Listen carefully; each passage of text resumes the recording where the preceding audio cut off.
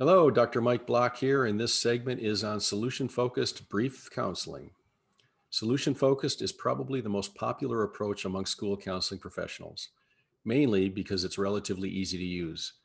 When you're working with caseloads of 300 to 600 or more students, which I often have, you need something that's simple yet effective. These techniques can often be applied in a single encounter or visit. Now, two social workers, DeShazer and Berg, husband and wife team, founded this approach back in 1978. The impressive thing is that there have been many empirical studies performed revealing its effectiveness. 77 separate studies and data from over 2,800 cases in real world settings have validated its success.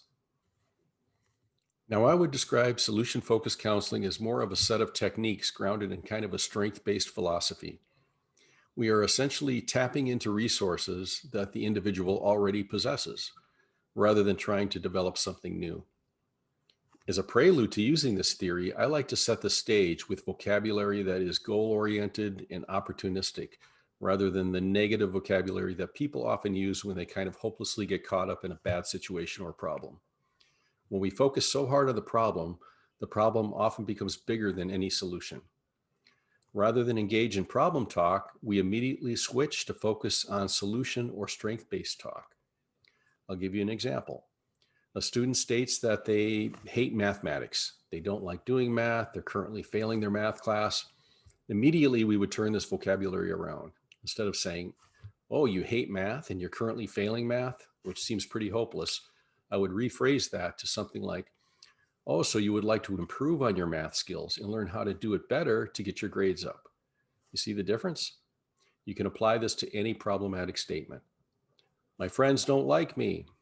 Oh, so you want to find ways to improve your relationship with your friends.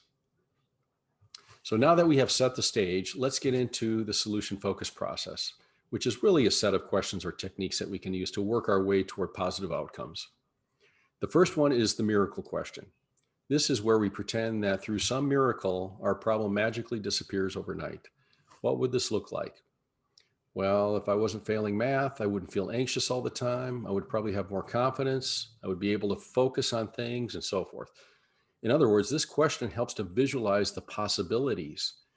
That promotes goal setting and getting to the point where we can actually overcome the problem. Secondly, the use of scaling questions can be very useful for a variety of reasons. It's a great measuring tool. On a scale of 1 being low, 10 being high, where would you place yourself? A student might say, well, it's a 2 or a 3. Okay, great. What does a 2 or a 3 look like for you? And how can we get this to a 4 or a 5? We're likely not going to make it to a 10 right away, but we can chip away at it. I use this technique a lot when students are unable to articulate what's happening. I usually identify 3 areas: home, school, and friends, because that's the extent of their life. 1 to 10, how are things at home, school, or with friends? They might say, well, it's about a 6 at home, a 7 with schoolwork, and about a 2 with my friends. And it's like, aha, okay. I know that's probably where we need to explore is with your friends. See, this eliminates and cuts down on the guessing game and asking 20 questions. We can quickly get to it.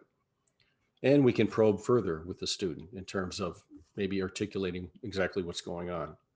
The third technique is exception seeking questions. Tell me about a time when the outcome was different. Maybe a time when you got along better with your friends. What was that like? What were you doing?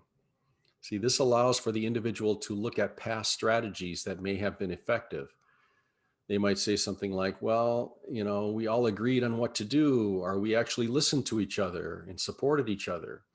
It's like, okay, then how can we apply what happened when this exception occurred to make things better in the present?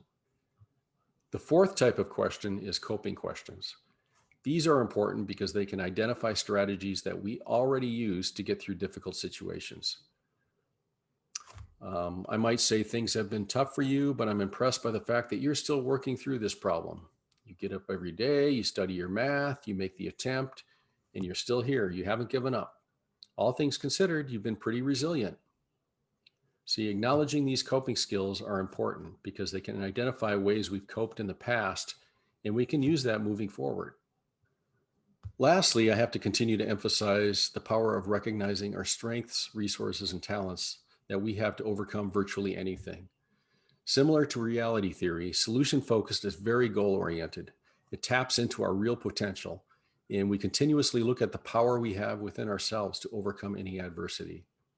As counselors, it's up to us to create a kind of judgment free zone where we focus on what's going well and how we can use that to our students' advantage. After all, problems will come and go, but our strength, our fortitude, and ability to persevere will always be present. So look into solution focused theory, do a little more research, and hopefully this will be something that you can use in your practice or in your everyday life. Thank you.